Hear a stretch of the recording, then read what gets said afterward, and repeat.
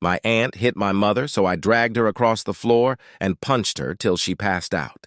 My Aunt Susan has always been a shadow over our family, someone whose presence brought unease and discomfort. From as far back as I can remember, she was the one relative no one wanted to see. Susan was nasty, vindictive, and seemed to take pleasure in hurting others, especially emotionally.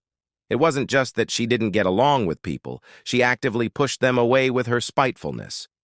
My mom, kind and compassionate as she is, always sensed something was wrong with her sister. Even from a young age, she kept her distance, knowing instinctively that Susan carried a darkness within her. Their relationship was strained, to say the least. While my mom built a life filled with love and family, Susan isolated herself, growing more bitter and resentful over the years. She never had a partner or kids, and she seemed to thrive in her loneliness, feeding off her own negativity. The final breaking point came when Susan tried to steal thousands of dollars from our grandmother. That was when Gran, who had always been patient with her, cut her off completely. From that moment on, Susan disappeared from our lives. We didn't hear from her for years, and honestly, we were relieved. Without her around, we could finally breathe again.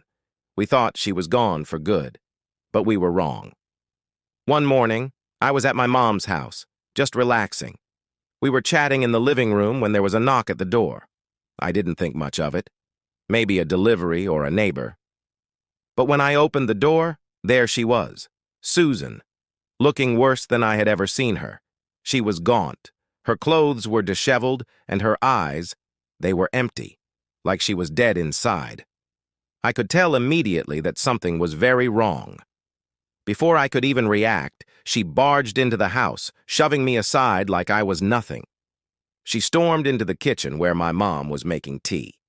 My mom turned around, surprised to see her sister after so many years. But before she could even say a word, Susan attacked. She punched my mom in the face, hard. The sound of the impact echoed through the room as my mom crumpled to the floor. In that moment, I lost control. All I could feel was a surge of rage and fear for my mom.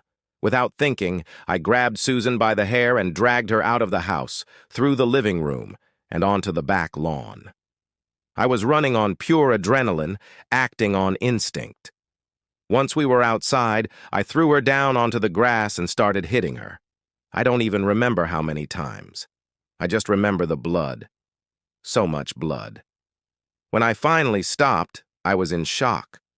Susan was lying there, barely conscious, her face a mess of bruises and cuts. I didn't know what to do.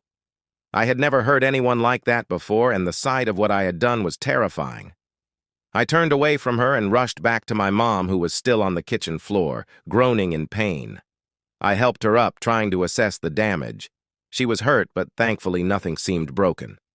When I looked back out the window, Susan was gone. She had vanished just as quickly as she had appeared. We didn't call the police. I couldn't risk it. I was too afraid of the consequences of what I had done, even though it was in defense of my mom.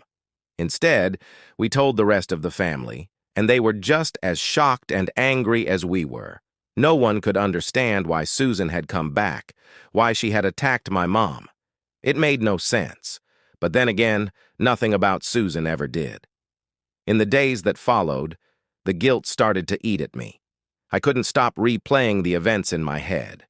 Yes, I had been defending my mom, but had I gone too far? Could I have handled it differently? The questions haunted me. My gran was devastated when she found out. Despite everything Susan had done, she still loved her daughter. She had always hoped that Susan would come back to her, that she would change. But now, that hope was gone. I still struggle with what happened. The fear that Susan could show up again lingers, and I can't shake the guilt over how violently I reacted. But I try to remind myself that in that moment, I was protecting my mom, the person I love more than anything in this world. I did what I had to do, even if it haunts me now. Maybe one day I'll find peace with it. But for now, I'm just trying to move forward, carrying the weight of Tha Fei with me.